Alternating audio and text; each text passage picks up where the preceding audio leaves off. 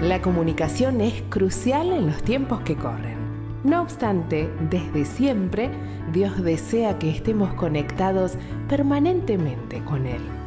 Gracias por acompañarnos en Conectados con la Palabra. Gustavo Caramelino hoy nos trae el tema Cambios que permanecen. En la vida hay momentos que requieren un cambio definitivo. El punto es cómo alcanzar esos cambios y que permanezcan, transformando nuestra vida y la vida de quienes nos rodean.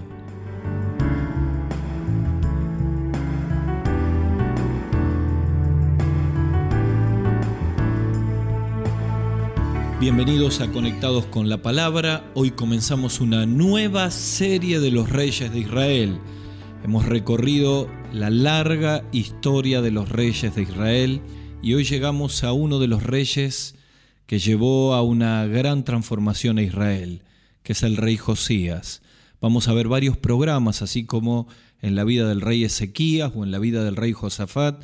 Hemos hecho una serie de programas con diferentes temas. Y al comenzar la vida de Josías, sin duda aquel que trajo el gran avivamiento, aquel que reconstruyó la casa de Dios que estaba destruida, aquel que celebró una Pascua increíble en Jerusalén, es alguien que sin duda trajo cambios a la nación que permanecieron mientras él vivió. Y este es nuestro tema, porque de cada rey y de cada pasaje del libro de Segunda Crónicas que estamos estudiando en Conectados con la Palabra, sacamos temas prácticos para la vida del joven. Nuestro tema hoy es cambios que permanecen. Miren, vivimos en una Latinoamérica violenta. Miramos los excesos y el desenfreno en la juventud, llevando al consumo de drogas, a tremendos actos de inmoralidad, a vidas completamente atadas por el pecado y por los errores, como si fuera un final que nunca se puede cambiar. Vivimos en una generación casi perdida, donde, por ejemplo, en mi país existe casi 1 millón de jóvenes que ni trabaja ni estudia, y es un caldo de cultivo para la adicción a las drogas, para la violencia. Vivimos en una generación de hogares arrasados por el pecado, familias despedazadas en todo Latinoamérica y un agónico grito que pide por un cambio que permanezca. ¿Quién puede traer cambios que permanecen en la vida de un joven, en la vida de un padre, de una madre? Solo Jesucristo. Quizá me estás escuchando, quizá tú me estás escuchando y dices, ¿cuándo voy a lograr en mi vida cambios que permanezcan? Bueno, nuestro primer tema en la vida del rey Josías es un hombre que produjo cambios en su vida y que trajeron cambios que permanecieron en su conducta y en la vida de todos los que le rodearon. Vaya si produjo cambios en la nación. Miren, de todos los reyes que hemos estado recorriendo, podemos rescatar 4 que fueron realmente buenos: Asa, Josafat, Ezequías y ahora el rey Josías. Y aquí llegamos al capítulo 34 del libro de Segunda Crónicas, que venimos siguiendo capítulo por capítulo, y aquí aparece nuestro rey, el rey Josías, quien en la primera aparición produce cambios en su corazón que llevaron a cambios que permanecieron en su vida. Dice Segunda Crónicas, capítulo 34, versículo 1, de 8 años era Josías cuando comenzó a reinar, y 31 años reinó en Jerusalén, hizo lo recto ante los ojos de Jehová, anduvo en los caminos de David su padre, sin apartarse a la derecha ni a la izquierda. A los 8 años de su reinado, siendo aún un muchacho, comenzó a buscar al Dios de David su padre. A los 12 años de su reinado, comenzó a limpiar Judá y Jerusalén de los lugares altos, de las imágenes de acera, de las esculturas e imágenes fundidas. Dice el versículo 8, a los 18 años de su reinado, después de haber limpiado la tierra y la casa, envió a Safán, hijo de Azalía, y a Masasías, gobernador de la ciudad, y a Joa, hijo de Joacás, canciller, para que reparasen la casa de Jehová su Dios. Sigue el capítulo y muestra cómo cambios que trajo este joven permanecieron durante toda su vida. Claro, si vamos a experimentar cambios que permanezcan, estos cambios tienen que entrar en nuestro propio corazón. Y quiero decirles que este muchacho llegó muy niño, a los 8 años, y aunque reinó 31 años, por supuesto, cualquier niño que llega a los 8 años del reinado tiene que tener un mentor, y él tuvo su mentor. Y la influencia de su mentor fue tan extraordinaria que a través de la influencia de su mentor empezó a tomar decisiones y cambios que permanecieron en su vida. Tú me preguntarás, ¿cómo puedo experimentar cambios que permanezcan? Bueno, esos cambios tienen que estar en tu corazón, en el centro de la vida. Por eso Dios dice en su palabra, sobre toda cosa guardada, guarda tu corazón. Y los 3 cambios, los 3 impactos que se producen en el corazón del rey Josías y que redundaron en cambios que permanecen, lo vamos a nombrar con 3 palabras que nos van a ayudar a pensar. La primera palabra es arrepentimiento, y esto tiene que ver con el historial familiar de Josías, sanando el corazón, arrepentimiento. El segundo impacto tiene que ver con alineamiento, y esto tiene que ver con el entorno contaminante que tenía Josías. Y aquí hablamos de sensibilizar el corazón. Y en tercer lugar, avivamiento. Y esto tiene que ver con el desafío intimidatorio que significaba cambiar la nación. Y aquí hablamos de salvar el corazón. Así que pensamos en 3 palabras, con 3 entornos complicados y 3 impactos que trae al corazón. Así que si tú me estás escuchando, quiero decirte que para que tu vida pueda experimentar cambios que permanecen, debe haber arrepentimiento, sanar el corazón, debe haber alineamiento, sensibilizar el corazón, y debe haber avivamiento, salvar el corazón. Vamos al primer impacto, arrepentimiento, sanando el corazón enfermo. Miren, si hay algo que podemos mostrar es que Josías llega al reino con un historial familiar enfermo. ¿Quiénes eran los antecesores del rey Josías? Bueno, en primer lugar Manasés, su abuelo, y en segundo lugar Amón, su padre. En 2 Crónicas capítulo 33 se resume lo que era el historial familiar de Josías. De Manasés, versículo 6, se dice que se excedió en hacer lo malo ante los ojos de Jehová hasta encender su ira. De Amón, su padre, se dice en el versículo 23 del capítulo 33, el capítulo anterior que estamos leyendo, que nunca se humilló ante Jehová, antes bien aumentó el pecado. Así que su padre y su abuelo eran un historial familiar condenatorio. Miren, qué notable, ¿no? La familia, que debe ser un centro donde se puedan construir relaciones sanas, emociones sanas, termina siendo a veces el centro de relaciones enfermas, de relaciones tóxicas. Yo veo cómo continuamente en campamentos y en conferencias hablo con jóvenes que están llenos de resentimiento con sus padres, con su madre, con sus hermanos, odios, rencores, traumas, aún peor, abusos, violencia, todo tipo de circunstancias y experiencias traumáticas que enferman el corazón.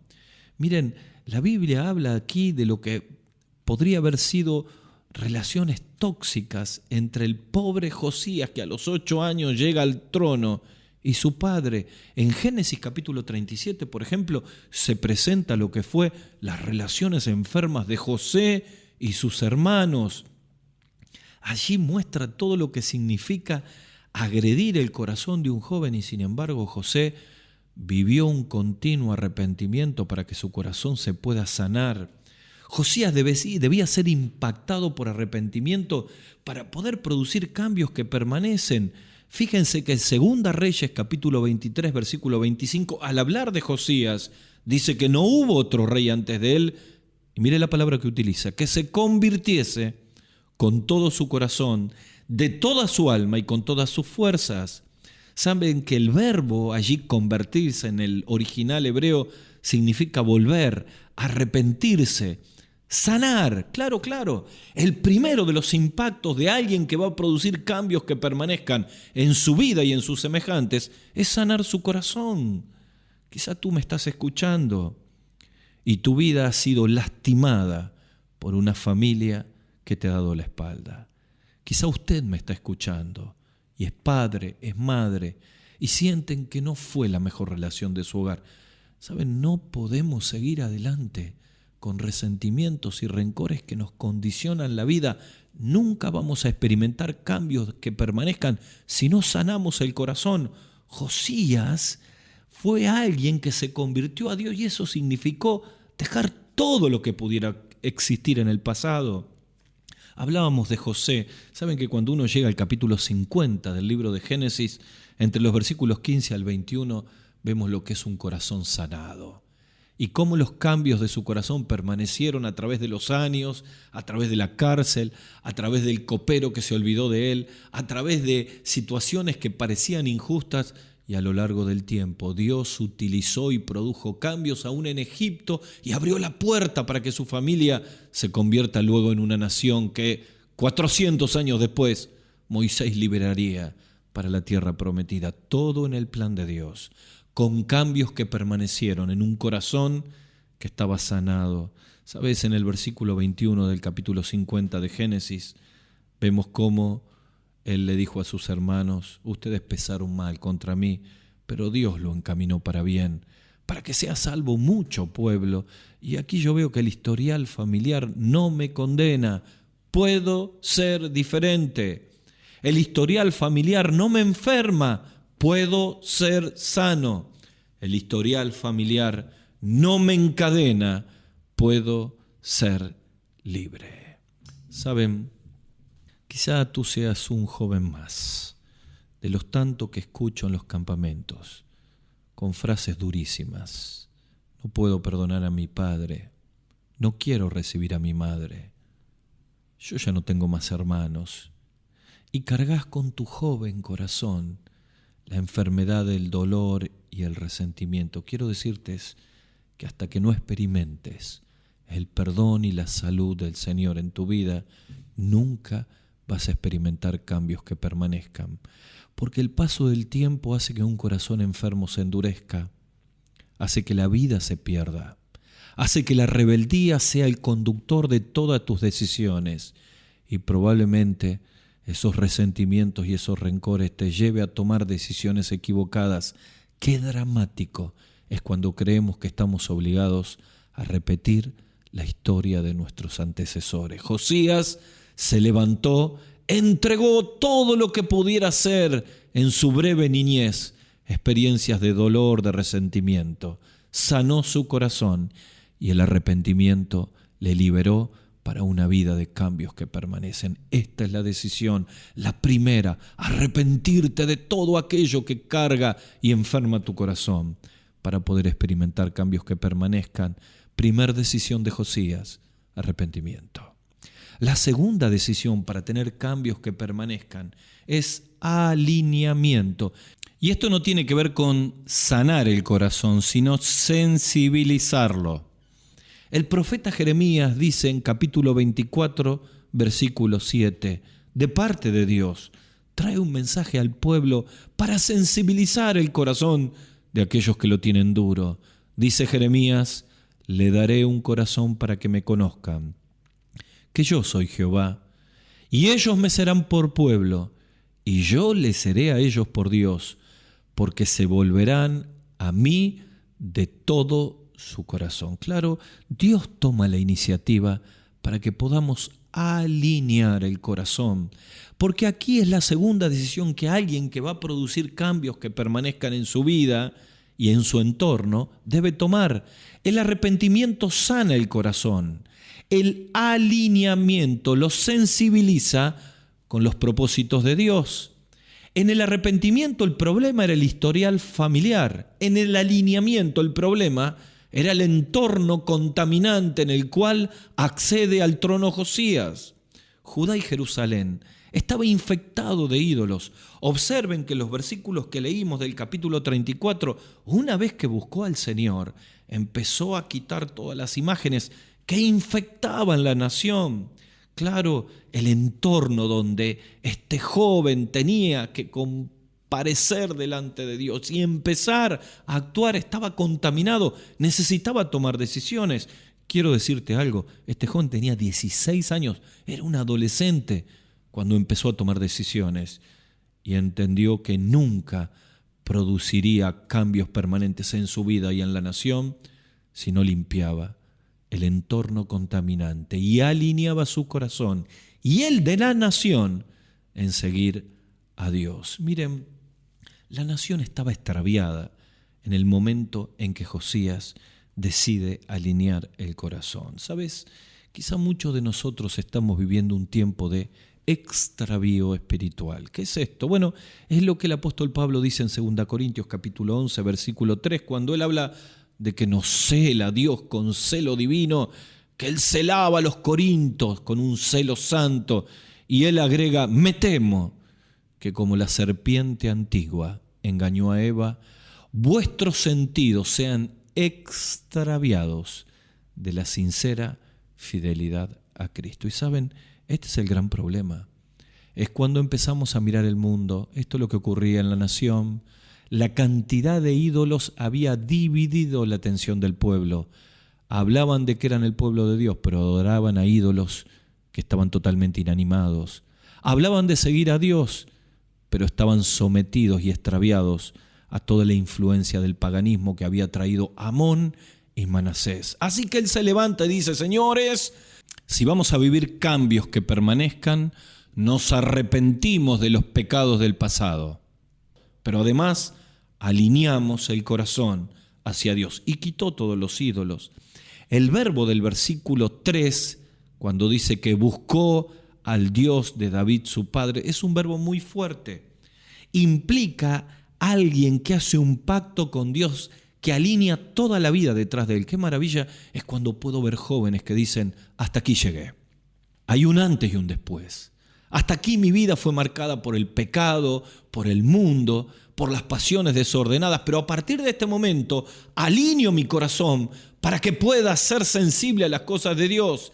Y entonces las palabras del apóstol Pablo en Romanos capítulo 12, en Efesios capítulo 4, en Colosenses capítulo 3 cobran vida. Dice, el que hurtaba no hurte más. Si antes mentíamos, ahora no mentimos más. Si antes robábamos, ahora no robamos más. Si antes vivíamos una vida hacia el pecado, ahora ofrecemos nuestra vida para servir a Dios. Por eso el apóstol Pedro agrega, basta el tiempo pasado. Primera carta del apóstol Pedro, capítulo 3, capítulo 4. Basta el tiempo pasado para vivir de acuerdo a nuestras concupiscencias, es decir, a nuestros deseos descontrolados. Y dice que ahora alineemos la vida. Vivamos el tiempo que resta no conforme a nuestras concupiscencias, sino conforme a la voluntad de Dios. Esdras, aquel escriba que trajo un avivamiento al pueblo después del segundo éxodo, dice en capítulo 7, versículo 1, que preparó su corazón para inquirir la ley de Jehová y para cumplirla. ¿Saben? Acá inquirir se traduce exactamente como el buscar del versículo 3. Tiene que ver con una decisión profunda de buscar a Dios, de atar la vida. Dice el Salmo 119, 110, con todo mi corazón te he buscado, no me dejes desviarme de tus mandamientos. Esto es alineamiento. Dice Proverbios capítulo 3, versículos 5 a 6, fíate de Jehová con todo tu corazón y no te apoyes en tu propia prudencia, reconócelo en todos tus caminos y Él enderezará tus veredas. Bueno, tú me dirás, yo quiero alinear el corazón. Bueno, mira, Lucas capítulo 17, en la parábola del hijo pródigo, hay un proceso muy sencillo de cómo alineamos el corazón cuando venimos en una vida ambivalente. ¿Cómo alineamos el corazón frente a un entorno tan negativo como el que le tocó vivir a Josías? ¿Cómo alineamos el corazón y lo sensibilizamos frente a un entorno contaminante? ¿Te gustaría producir cambios que permanezcan? Bueno, primero hay que arrepentirse y confesar todo aquello que ha deshonrado a Dios. Todos los resentimientos, esto es arrepentimiento. Y en segundo lugar hay que alinear el corazón Y miren, en Lucas capítulo 17, en la parábola del hijo pródigo, cuando él se arrepiente de una vida alineada al mundo, automáticamente comienza a alinear la vida a Dios. Y acá hay 3 pasos muy sencillos. Dice Lucas capítulo 17 que el hijo pródigo, literal, volviendo en sí. Este es un clic. Uno vuelve en sí de la vieja vida a la nueva vida cuando hay una confrontación con Dios, cuando hay una confrontación con el pecado, cuando hay un quebrantamiento. Mirá, necesitas en este tiempo experimentar la confrontación que el hijo pródigo vivió. Él se dio cuenta que su vida estaba perdida, fue confrontado con Dios, con la realidad, y decidió volver a su padre. Por eso dijo: he pecado contra el cielo y contra ti. Necesitas ser confrontados. Necesitamos experimentar el dedo de Dios que muestra las malas compañías, los malos hábitos, los pecados ocultos. Hasta que eso no salga a la luz, nunca va a haber una vida alineada por Dios y una vida de cambios que permanezcan. ¿De qué necesita confrontar Dios tu vida? Pero en segundo lugar, tiene que haber una confesión. Este es el segundo paso del hijo pródigo. He pecado contra el cielo y contra ti. Y aquí está la segunda realidad: confesión. He pecado contra el cielo y contra ti. Después de la confrontación tiene que haber una sinceridad delante de Dios. Y decirle: Señor, confieso mis pecados. Señor, los confieso en este tiempo. Hasta el último. Hasta que no confesemos los pecados, no vamos a tener una vida sensible a los propósitos de Dios. El alineamiento requiere todo el tiempo una confesión continua. Necesitamos decir como el hijo pródigo: he pecado contra ti. Así que hablamos de confrontación, hablamos de confesión, y hay un tercer paso que es comunión. Dice: y levantándose vino a su padre. Claro, el alineamiento con los propósitos de Dios tiene que ver con volver a ser parte de la familia de Dios. Quizá alguno de los que me está escuchando va muy poco a la iglesia, no tiene comunión con los hermanos. ¿Sabes una cosa? Los cambios que permanecen son los cambios que día tras día se experimenta escuchando la palabra de Dios, en comunión con el Señor, pero también en comunión con los cristianos. No hay una vida de cambios que permanezcan aislado de la familia de Dios. Veo jóvenes que me dicen: yo voy el domingo a la iglesia cuando van mis padres, pero tengo mis amigos del mundo. No, necesitas tener amigos cristianos, porque los cambios no permanecen. Porque cuando volvés al mundo, volvés al lugar, al entorno, entonces nunca tu vida va a cambiar. Es por eso que Josías tumbó todas las imágenes, arrancó todo lo que tenía que ver con la vieja vida, porque entendía que la nación ahora necesitaba experimentar la comunión. Primera verdad: arrepentimiento para sanar el corazón. ¿De qué tenemos que pedirle perdón al Señor para que Él pueda sanar nuestra vida?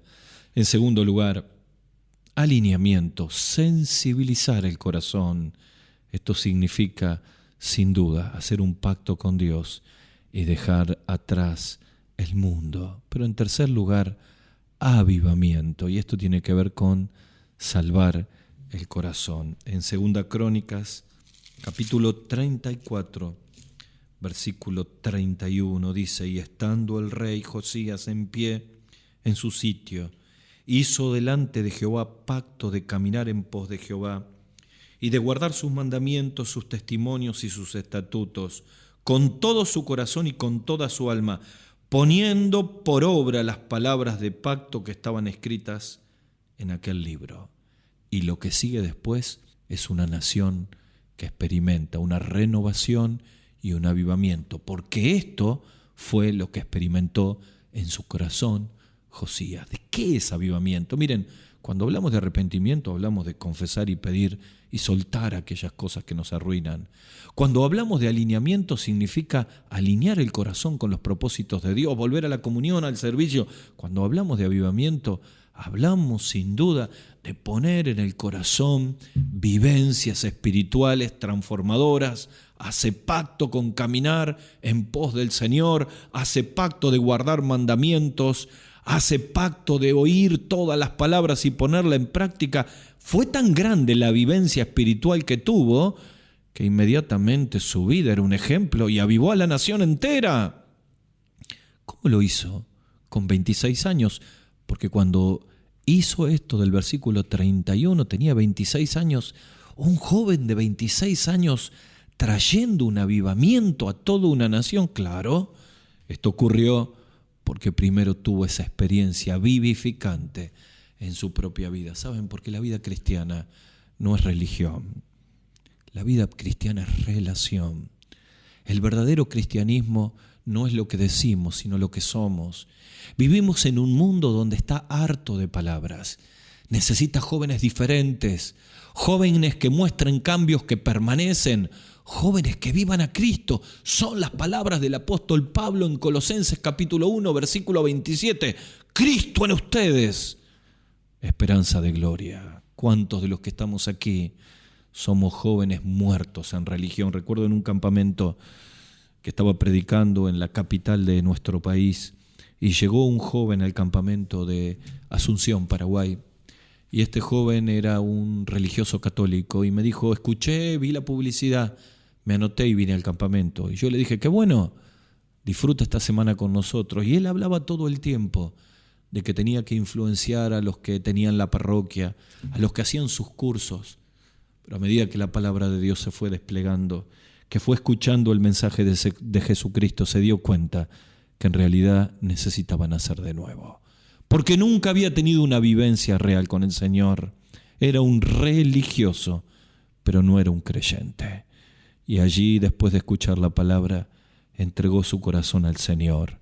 Le pidió perdón por sus pecados y dijo: ahora sí, mi vida ha cambiado. Ahora puedo hablar de cambios que permanecen, porque Jesús está en mi corazón. Por eso quiero invitar a todos a que terminemos en este momento orando al Señor, pidiéndole a Dios que nos ayude a experimentar un arrepentimiento, dejar atrás el pecado, un alineamiento, unirnos a los propósitos de Dios y un avivamiento, una experiencia transformadora con el Señor. Por eso hay que venir a Cristo en esta hora. Hay que venir a los pies del Salvador. Los que no somos de Cristo, pedirle que perdone nuestros pecados. Los que somos de Cristo, decirle: Señor, aviva mi vida. Porque todos necesitamos cambios que permanezcan. Y la cruz es el principio de todos los cambios. Así que oramos allí y le decimos: Señor, cambia mi vida. Perdona mis pecados. Salva mi alma. Oramos en el nombre del Señor Jesús. Amén. Hasta aquí, Conectados con la Palabra, con Gustavo Caramelino. Para contactarse con nosotros, dirija su mail a conectadosconlapalabra@gmail.com. En Facebook, búsquenos como Conectados con la Palabra.